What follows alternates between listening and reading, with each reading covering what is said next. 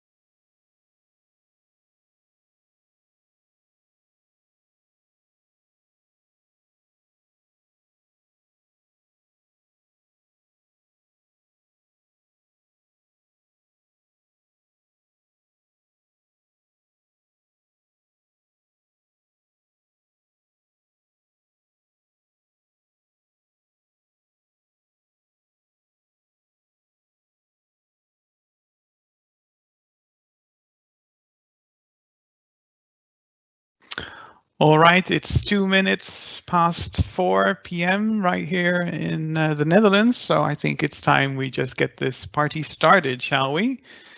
Again, good afternoon, everyone. I'm getting used to Microsoft Teams here and figuring out how things work. So I'm just getting some things up and running here.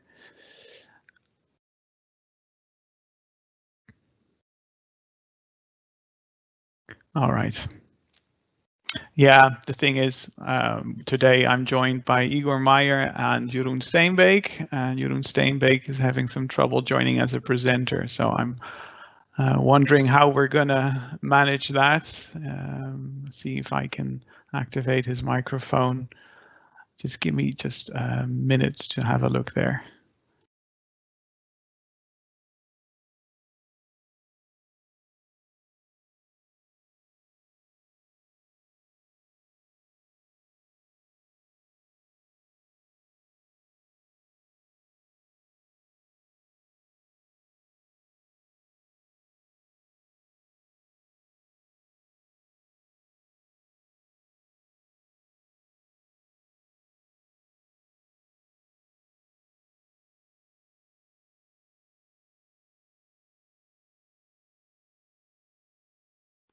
All right, looks like we're gonna have to do this without audio for Jeroen Steenbeek, unfortunately, but that's all right. I'm sure he'll type along as I try to answer some of the more ecosystem oriented questions that were raised during the last webinar of last week. We'll manage. We're learning, and well, better luck next time. Okay. So let's get this party started. This is the next webinar on the MSP Challenge simulation platform. I'm joined here today by Jeroen Steenbeek, as mentioned, as well as Igor Meyer. Igor, perhaps you could introduce yourself. Unmute your mic and introduce yourself. That would be wonderful. Good afternoon, everybody. My name is Igor Meyer. I'm a professor at Breda University of Applied Sciences. I'm an expert in serious gaming for planning. All right, brilliant. Thanks, Igor. And Igor is actually one of the reasons, one of the people why we got so far with MSP Challenge. I mentioned you during the first webinar as well, and we'll get back to your history with MSP Challenge later on. Jeroen Steenbeek is from the EcoPath International Initiative. So he's an expert in ecosystem modeling through the EcoPath with EcoSim software. And I am, once again, Harold Warmling, project leader from Breda University of Applied Sciences. And I've been working on MSP Challenge simulation platform for the past couple of years. So that's just a little bit about ourselves. Let's talk a little bit about how we're going to set up this webinar. It's a follow-up of the Open Channels Octo webinar I gave last week, 23rd of April. Now, don't worry if you didn't attend or watch replay that webinar. There's no problem at all, of course. We'll make sure you can follow along. But this was a nice opportunity to follow up from that webinar since there were so many unanswered questions from that one. What we'll do is we'll start with an overview of the MSP Challenge simulation platform. Reviewing the data layers again, the drawing up spatial plans, simulating their consequences. That's the three main features of MSP Challenge simulation platform. And I'll also show you a little bit about where you can find all the knowledge and info on the community wiki under community.mspchallenge.info. Then we'll answer some of the remaining questions from the previous webinar as best as we can. There were some nice questions about the software, about the ecosystem model and simulation, and about the platform's application and further research. But of course, if any of you still have more questions, we'll have time to answer those as well. You can use the Q&A feature at any time during this webinar. You should see that in your screen somewhere, and then I'll find your questions and be able to answer them. All right, so that's the general idea of this webinar. Will probably take about an hour.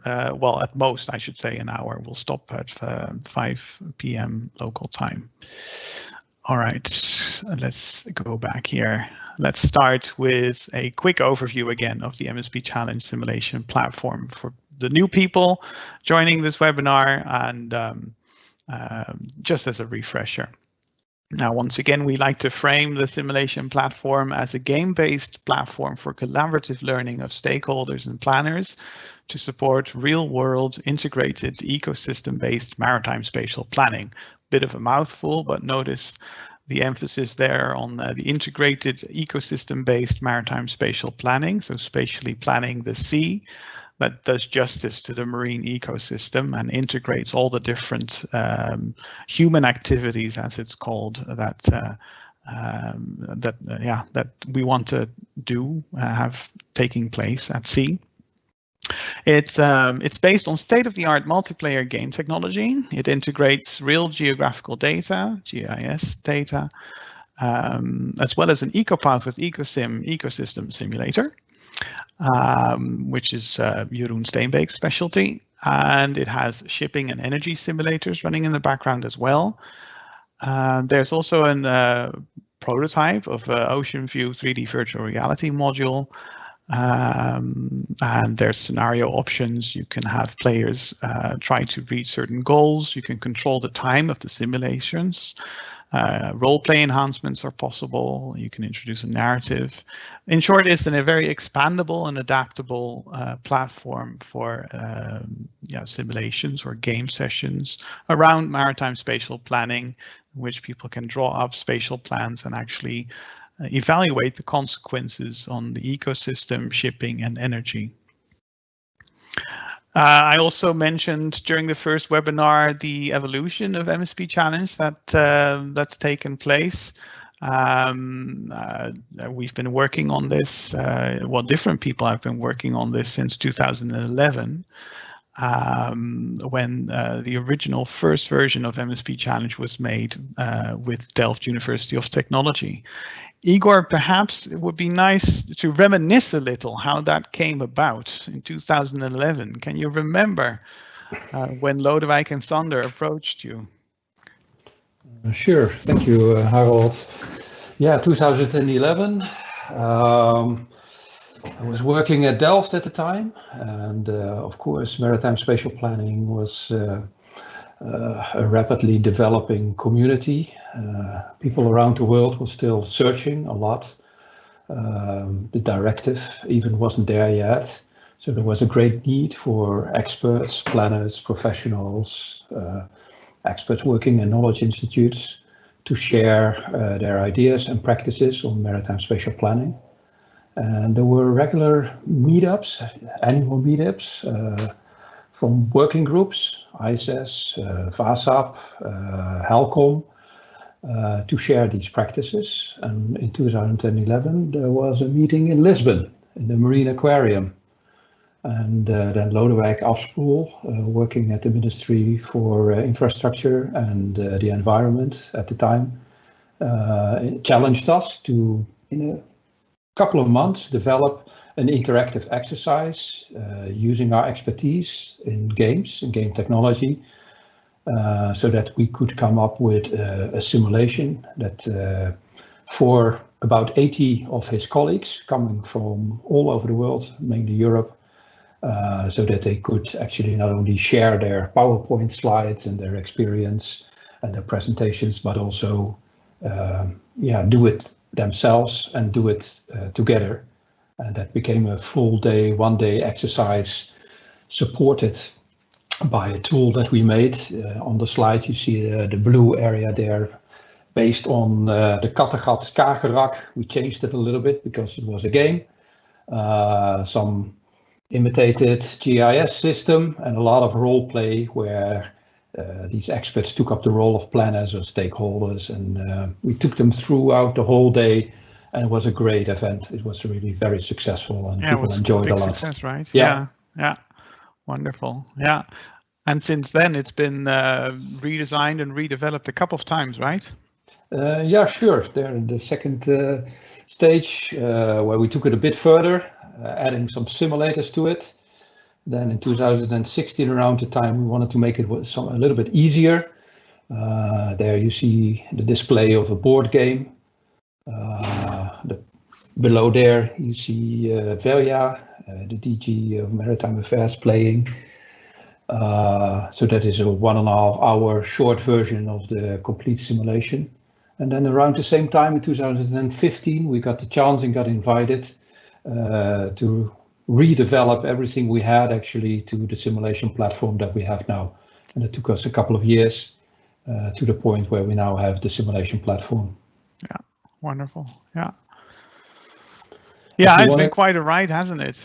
If you want to read up how that came to be, I'm putting something in the meeting chat. I hope. Oh, yeah. Can everybody see that? That's a little bit of a reference. If you want to check the details and the facts and all the things, then maybe just find that publication, and that's a nice summary of how everything happened.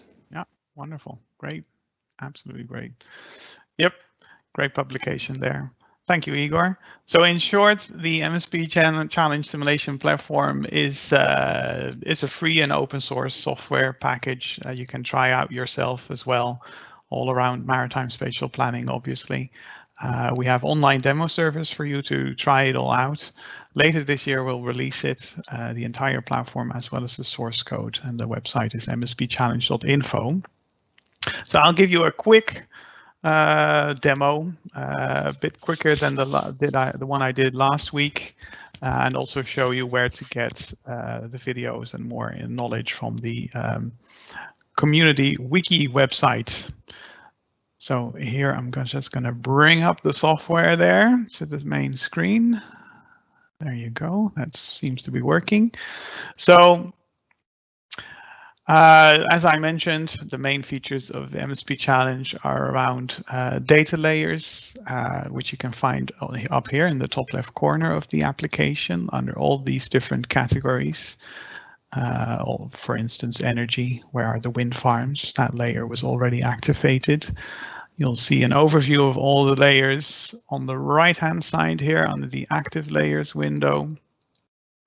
And you can always, of course, zoom in and out, pan over the map and click on an area, for instance, this one, to get more information, in this case, about a wind farm in the German area called Bart Offshore 1. And you can see things like how big is the area, what's the capacity according to our energy simulation. I won't go over the details once again because I did that already last week, and I'll show you some tutorial videos in a minute that you can check out yourself to get more information. But I also showed during the last seminar how you can get started to create your own plan. There's a big plus in the top left corner there to go through the plan wizard, in which you can select the layers you want to include in your plan, give it a name, and then can start drawing. And I also want to remind everyone that this is a time-based simulation. So we've got the time up in the top. It's now December 2044 on the demo server. And as time progresses and your plans get implemented, the different data layers will change based on your plans. So if you plan a wind farm, they will introduce a pressure, for instance, noise or artificial substrate. And those pressures are then fed back into the ecosystem simulation, which responds accordingly, depending on which species are affected by those pressures and how then the entire ecosystem responds to that effect on the species.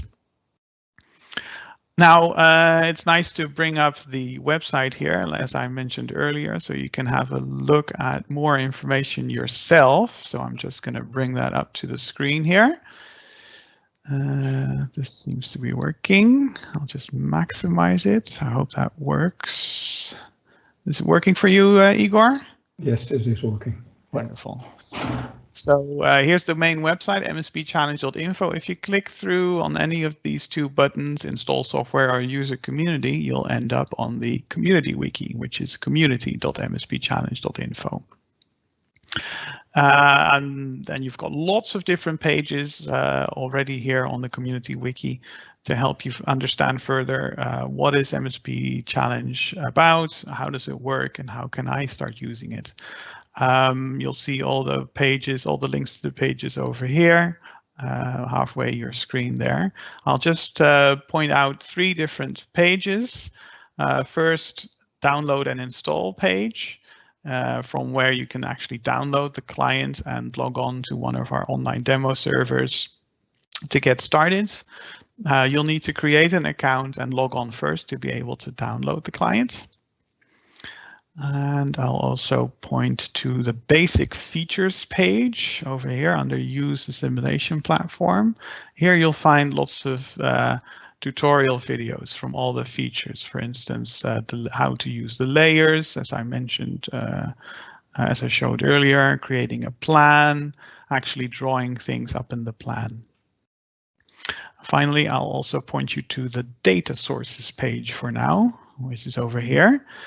If you're curious about what are the sources of all this data, well, you can find lots of information about the data layer sources over here and when they were last updated for each of the editions.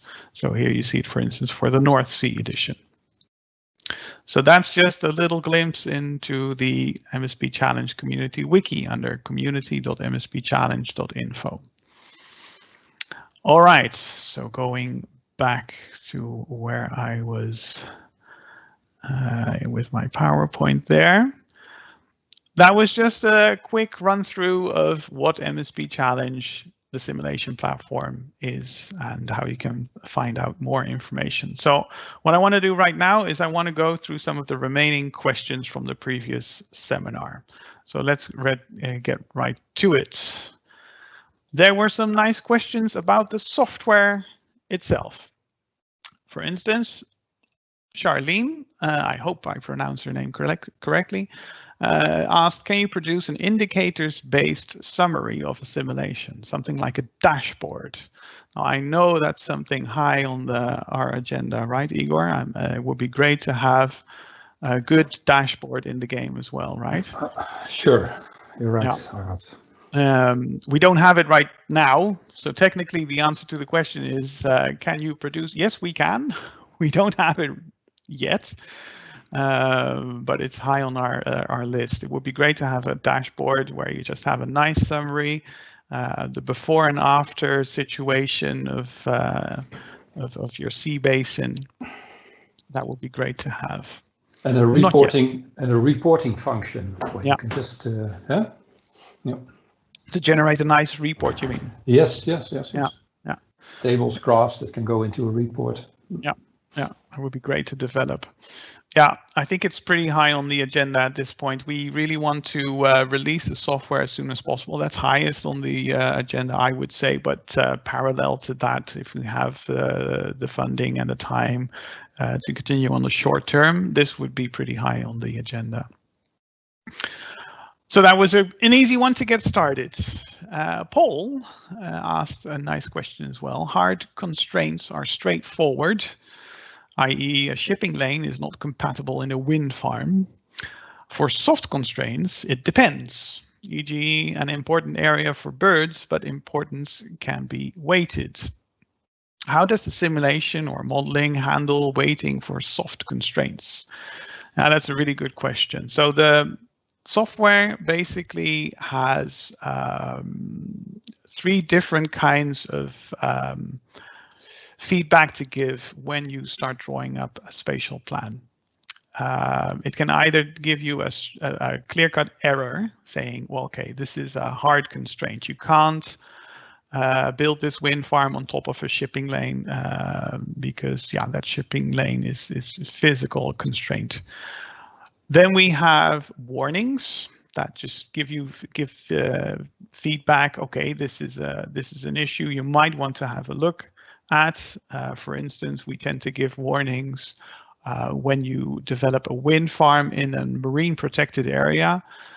Marine protected area is of course designated for a reason. So if you designate a human activity there that generates a pressure, then it's useful to provide a warning. Okay, this is a pressure on the marine protected area, so you might want to reconsider. It doesn't prevent you from continuing, but it is extra information.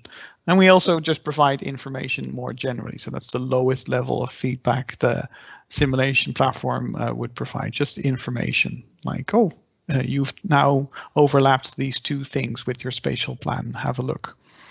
Now, this is all configurable, which means that when we set up an MSP challenge session, you can actually stipulate upfront, okay, what kind of errors, what kind of warnings, and what kind of information do I want the software to give back to the players? So this is all configurable. This is how we deal with hard and soft constraints in the software. If at some point, I'm sure we'll make a nice tutorial about this to make this a bit clearer, or we could do another webinar for people a bit more interested in this, who are already beyond the first basic stage of getting to know how the simulation platform works. Another nice question. This is one from Adrian. What about integrating videos and/or photos of the infrastructures and resources in order to bring a concrete example to what players plan to implement? For example, a video of an offshore oil platform with a kind of graph displaying the pros and cons, considering certain indicators, pollution, revenues, generation, environmental destruction, etc. Great question, and I'll just pop back to the software to show you how that indeed works. This is the reason why I already activated the wreckages data layer, which, by the way, I should say is not a realistic data layer. We don't have enough data about the actual wreckages in the North Sea. But for gameplay purposes, we did add just some of these wreckages at random, basically, a long time ago already. But if you click on one of those wreckages, like with everything, you'll get a properties window. I showed it earlier already. And that gives you a more info button. So often, not always, but often. If you click on that, the knowledge base window will pop up. And this is a window to another wiki, actually. I'll show that later on. But I just want to show you that this knowledge base window is meant to offer a bit more information, and of course, and in this window we also can put in videos, as we can see over here. Actually, here's a little video about wreckages that we added there, a video that was made a while ago already, a Dutch one. I think it's subtitled. Yeah, it's subtitled. I won't show it completely, but this is just an example of how you can integrate more information, including visuals, depending on the data that you're looking at. And I mentioned that that knowledge base window is actually another wiki. I can show that over here. It's under knowledge.mspchallenge.info. We're still developing this a little. It's a bit bare bones at the moment, but it's a nice way of giving the community the opportunity to offer additional information, including videos. All right, let's go back to the questions. Okay, finally, another easy question by Stefano. Is there a Linux version available? Short answer, alas, no, not yet. Just like there isn't a Mac version available yet. The client application is at the moment a Windows 10 only application. Now it's all made in Unity, and this means that Unity does allow us in the future to create builds, as it's called, so versions of the software that is actually suitable for other operating systems such as Mac or Linux indeed. And the benefit of going open source is that we will make it possible for the community at large to actually do that if there's a need for that. Of course, maybe at some point in the future, we could do it within Breda University of Applied Sciences if we have the funding and the interest in it. But well, when we go open source, the community could pick this up as well. So sorry to disappoint, Stefano, but perhaps in the future, hopefully. Okay, let's move on to some questions about the ecosystem model and simulation. Now, this was the point when I hoped I could bring in Jeroen Steenbeek, but we can't at the moment. But thankfully, I noticed that Jeroen is actually already answering questions which I can actually publish. So that's really nice. I can publish for you. Oh, you can publish. Oh, that's even better. I will do it. You focus on the moderation. I will publish. Perfect. So let's move on to the first question by Michael. How are the relationships between a driver, say oil or a wind platform, and response, such as demersal fish, location, and abundance, derived? Really good question. And I guess you already published the answer there, right? I can read it, or would you like to read it, Igor? Just for a change of pace. You do it. Okay. So we cannot bring oil platforms into ecology. It means nothing, but bringing in the impact of oil platforms is another story. I guess that's what Michael was alluding to. Oil platforms, as any other MSP activity, generate any of 5 environmental pressures. Yes, indeed. So we have 5 main pressures: disturbance, noise, artificial substrate, etc. And that uniquely affect each species in the ecopath with the ecosystem model. So we use the ecospace part of that model, a habitat foraging capacity model. We use that one for that, a very flexible niche model. Okay, yeah. Yeah, so this is part of the EWE simulation. Wonderful. Thank you, Jeroen. This works out very nicely this way. Although I would have preferred you to have you here and hear your own voice, of course. Never mind. Let's move on to the next question. Is it possible to extract quantitative data for the cumulative anthropogenic pressures in a location? By Grigoria. I had a brief interaction with Grigoria later after my first seminar. I believe she's a PhD student in MSP, so that's great. Great question. Perhaps you could publish. You already did, I think, or not. Let's see, where are you? I published. Okay. Where could you help me out here, Igor? Oh, there it is. Yes, we can. Yes, we can. The ecological model has this data.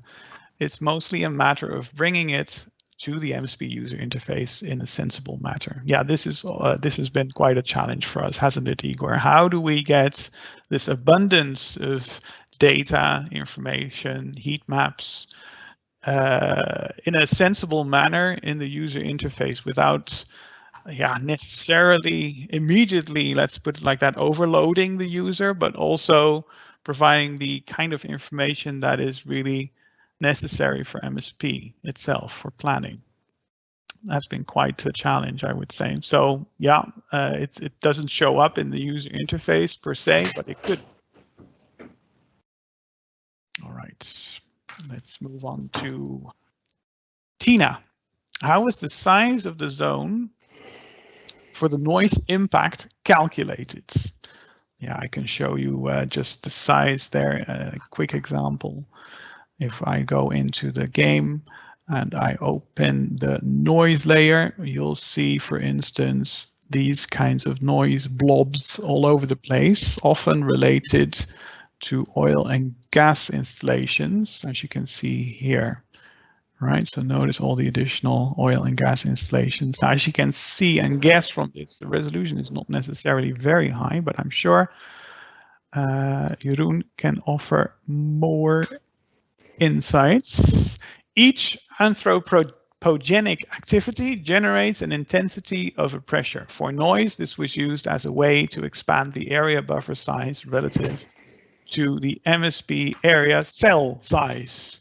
A bit of a technical answer, but I guess it is a technical question, so fair enough. I think in general, just my little addition to here, in case someone's interested in what is the resolution here, I believe it's about 10 by 10 kilometers. So that's why this is sort of a raster-based response on 10 by 10 kilometer area. So that's a bit about the size. Okay. Then we have Adrian, which is the final question in this category, coming back with another question. Does it also integrate ecosystems productivity? For example, does it calculate fish stock increases and decreases over time related to MSP decisions taken? Wonderful question there by Adrian. Oh, yes, Jeroen says. The food web grows, bends, stretches, and bounds, ranging from phytoplankton to whales. Yeah. Well, there you go. A clear answer there from Jeroen. Wonderful stuff. Okay, that was Jeroen's part when it came to the ecosystem model questions. Okay, I'm just scrolling through there to see if I didn't miss anything. I didn't. So let's move on to questions about the platform's application and further research, which is where you can come in, Igor. Okay, thank you very much, Harold. In terms of user research, do you receive different feedback from different stakeholders on the digital game versus the board game? A question by Paul Gilland. Yeah, as mentioned before, we also have a board game, not shown here by Harold. The board game takes about 1.5 hours to 2 hours to play. It's non-digital, so analog. It has a lot of tokens and a huge game board of a fictional area, whereas the digital game has just been presented by Harold, of course. And yes, we find it very, very important to evaluate, as it's been called, both the digital game as well as the board game. So what we usually do is we hand out questionnaires, also part of an ongoing or running PhD research, to the players or the users of both the digital game as the board game. And that allows us to capture the user experiences as well as the learning by both games as compared to different sessions. The results of these user research, more the quantitative evaluation part of it, has been published or is subject to pending research and will be published in the near future. So you can check it out there. If you're interested in the details, I try to answer here more the overall perspective. I think what's behind this question is how does the digital game relate to the board game? What is the added value of doing this digitally as compared to do it in an analog fashion? What we observed, both in educational sessions as well in stakeholder engagement sessions, is that the two games are highly complementary. They target a little bit of a different audience in different stages of the process. So the board game is pretty short. It has a low level of entry. You don't need to know so much about maritime spatial planning. If you're a shipper or a fisherman, whatever, and you want to or have to be involved in maritime spatial planning process, and you just want to understand what MSP is, or it's the startup of a community participatory process on MSP, on getting local communities engaged, the board game is a wonderful, fast technique. Anybody can do it. There, probably usually the board game triggers a lot of questions, and usually the players or the participants already come up with, but we can't see the consequences of what we did, and what about the money, and what about the ecology, and so on. And there is where the simulation or the digital game comes in, because that allows us to do kind of like a reality check as compared to the board game. It's based on the best available data, and there we can compare. The digital game, in terms of user experience, has a little bit more of a longer learning curve. It takes half an hour or an hour to get a little bit used to operating the system. You already need to be kind of like involved in maritime spatial planning, at least from some professional background, even if you're a master or a bachelor student. So it requires a bit of an investment, maybe half a day of play, or even more. And the longer you play it, the more investment you do into it. In a nutshell, both games highly complementary, recommended to maybe first play the board game, then the digital game, or do the board game for community development, and then with the professionals and the experts use the digital game thing. If you look at the evaluation results, I think both games score very high in terms of user satisfaction and learning satisfaction. Yeah. Yeah, we've done quite a lot of combinations of the two, haven't we? Where we first do the board game and then the digital game. Worked out really well. Yeah, especially in education sessions, students in coastal zone management or marine ecology. We've done it in Finland, in Venice, in all kinds of places around the world. It's really wonderful to start up, to warm up actually your audience also a little bit. They also going over the threshold for the audience to see, like, we're going to do this in a playful way. It's not the typical usual decision support system or GIS system, but there is playful elements into this. Mm-hmm. And I'm expected also to jump into a narrative and to be proactive, sometimes ask a little bit of an incentive, certain mode where you need to get the audience in, and there the board game is really wonderful, and then continue with the digital game. Yeah. Great. Okay. Good question by Paul there. Let's move on to another one. Have you tried the game in a hackathon format, like over 24 to 48 hours with teams to compete to obtain the best MSP plan in the end of the session? Question by Adrian Landa. It's a very, very nice suggestion. Yeah, isn't it? Yeah. It's a really wonderful, we'd be quite open for anybody who wants to work with us to set that up. We haven't done the game itself in hackathon format. We've done hackathons in support of the game development, so to speak, but not turning the game into a hackathon. It's more like a competition, I guess. It would require some organization, and we would be happy to discuss and to see how that would work, but we haven't done it like that. Yeah, I mean, nice idea at least. Yeah. Okay, moving on. What is the briefing at the beginning of a session? Do the players have any specific objectives? Question by you, Joel Richard. You can brief a session as you see fit. So we very much realize that situations and learning context and use context around the globe, depending on cultures, depending on institutions, depending on where you are in your maritime spatial planning process or your education, can be quite different. Learning objectives can be quite different. So you can actually do the briefing at the beginning of a session as you see fit, which means you can give them very clear objectives. You can take them step by step through a session. by almost giving them instructions on what to do. That is also a little bit of a preference of the moderator, the facilitator, knowing your students and what would work best. In our professional practice and my moderation or facilitation style of a session, I tend to be quite open. So usually, of course, you do need to give them instructions on how the system works and so on and so on. So the technical, that requires some support. In general, I would try to keep the briefing at the beginning of a session as short as possible. Then later fill in more details of what they would need to know, but don't give too much information at the beginning.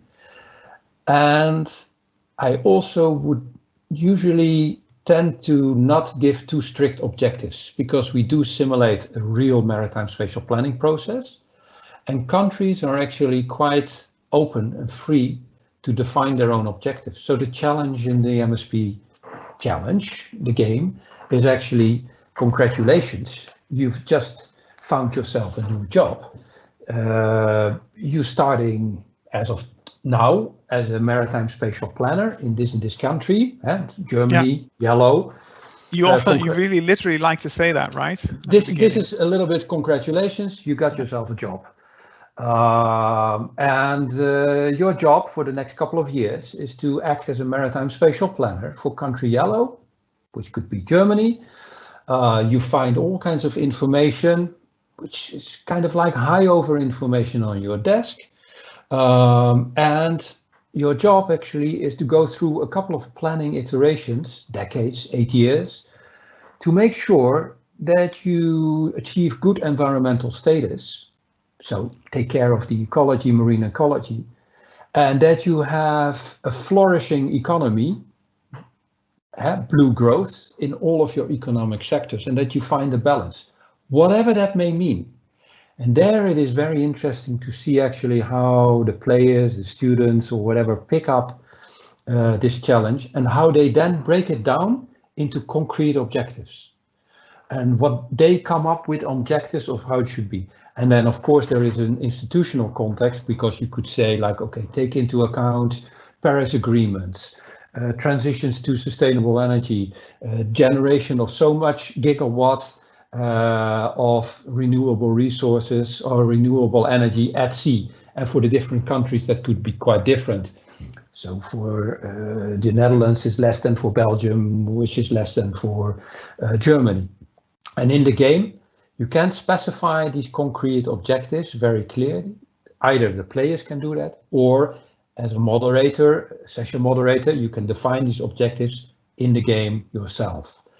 But also challenge the players a little bit to think about what they already know about the targets in the different policy contexts at the EU level, how much square nautical miles, how much percentage of the North Sea need to be turned in, or need to be protected, and there you can give them the challenges. Yeah. Okay. Wonderful. Now that gives, I think that it provides a nice insight into how you can start a session there. Wonderful. Okay. Let's see. Last question in this category. How applicable is the MSP challenge to regions outside the EU? Is there a way to have other national or regional data inserted in the MSP challenge? And if so, what is the process of getting it started? Question from Michael, Amsterdam. We got 3 editions, which means that the data and the simulators have been tailored to these 3 sea basins, sea regions. This is the Baltic, the North Sea, and the Clyde Marine region. So the first of Clyde near Scotland. These were the institutions, the countries that worked with us to give us the data and to work with us to develop these editions. The platform is generic. The platform can just incorporate any kind of geodata. That is the main challenge, how to get the data. Once we have that, we can work together, or in the future, when everything is open source and we provided the tools, it should be possible for institutions to develop their own regional edition. Technologically, we've proven that it can do, because the underlying simulation platform for the first of Clyde the North Sea and the Baltic are exactly the same. Yeah. So yes, now it depends a little bit whether you want to achieve awareness, engagement, general learning purposes. Of course, then you can play in Asia, you can play the North Sea. It's very meaningful because they get a general impression on what maritime spatial planning in an EU context is and how that would work for a fictional area. If you're living and working in Asia, the North Sea is a fictional area. You also pick up something about how the North Sea looks like, what countries are there, how it works, and you can practice the whole maritime spatial planning 10-step approach and work with real data, but not for your own region.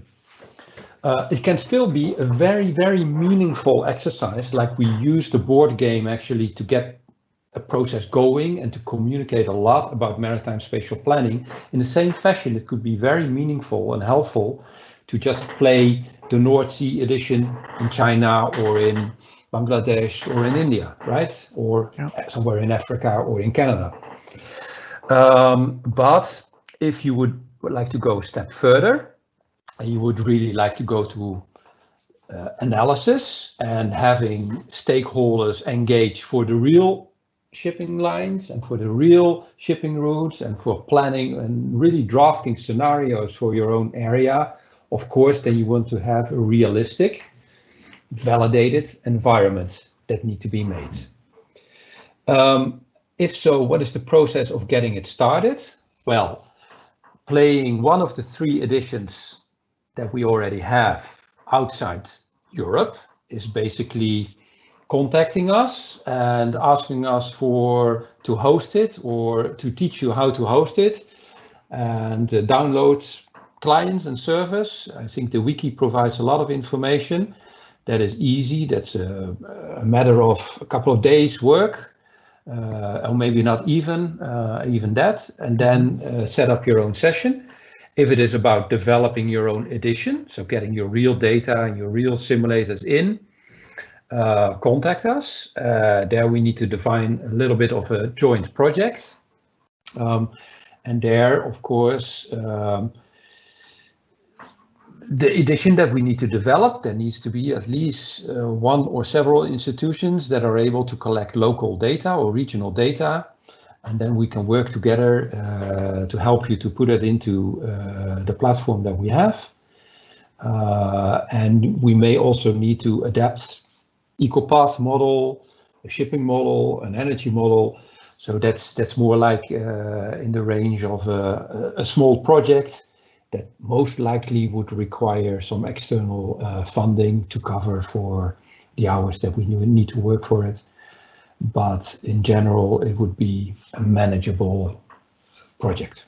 Yeah, it would be wonderful at some point to have this turn into something like a holodeck, right? Where people can just say, "Oh, I want MSP challenge around this sea basin. Dear computer, just generate it for me." But that's we're not there yet, of course. Yes, where you go to the real databases, distributed, decentralized, where it just uploads and downloads all that data. But this is the future. That's definitely not for now. No, but I can also show some pages on the wiki that offer some more details in case there's people interested. So let me just pull that back up. The questions. Yeah, I think you did very well. Thank you. Publish a few more questions. Yeah, I don't know if there are any more. It doesn't look like it. I do want to mention a couple things on the wiki. So Igor mentioned just now some details about how to create your own edition. We already started developing some wiki pages about this. So you can find a page here, your own edition, which offers some more technical details about how does this work, what kind of data layers could you have a look at, what do you need to understand about the background simulations on energy shipping and the ecosystem, to sort of scope this project of creating a new edition a bit. I'd also like to point out to a page about publications at this point. Jeroen raised an important note that, yeah, we are making indeed publications. Igor also mentioned some. There's a page here on the wiki, research publications, in which you'll find some of our publications already. There's one here about the shipping model, shipping simulation. There's one also about the energy simulation. There's here one sort of a report from the Baltic Sea ecosystem model, but there's actually a recently accepted paper coming out soon in the Journal of Ecology and Society. Of course, we'll post it up here as soon as it's available as well, which is much more about the overall link between EcoPath with EcoSim and MSP Challenge, and offer some great technical insights about how that actually really works, sort of a glimpse under the hood, if you will, of that connection. And we recently also got a paper accepted for publication in the Journal of Ocean Technology, which is about the entire architecture of the simulation platform. And as soon as that's available, we'll also publish that one, of course. There's more papers here. If I scroll down a little, you'll see quite some papers, also some older papers from previous versions of MSP Challenge. Igor already shared the link in the chat of this paper, Communicating Maritime Spatial Planning, which is a really nice indeed overview paper there. So, okay, that's what I wanted to show also from the wiki pertaining to these questions. Now, we've gone through the questions that were still outstanding, or the most important questions outstanding from last week's webinar. Igor, correct me if I'm wrong. I don't believe there's any questions from the chat. I don't see at this point. No. And I think we've covered everything that we wanted to cover. So I think then we can start to wrap up. Any things you still wanted to share with everyone, Igor, at this point? No, I just want to thank everybody for joining this webinar, and hope to see you soon. Hopefully post-lockdown. Yeah, we can meet each other again, right? Yeah. And do the workshops as we like to do, because play is also a little bit more fun when we can also socially meet. But for the time being, we need to do it like this. Yeah, very much so. Yeah. Okay, yes, then I also thank everyone, and let's see if there's enough interest to do webinars in the future regularly to help people learn the software, for instance, or to answer even more questions. Do get in touch with us if you want to see that happen. Again, you can find everything you want about MSP Challenge on the main website, mspchallenge.info, where you can also download and install, of course, the software and log on to one of our online demo servers to figure out how everything works. Thanks again. Thank you, Igor. Thank you, Jeroen. Thank you, Harold, for moderating. Jeroen. All right. Sander. And everyone have a great day. See you next time. Bye-bye.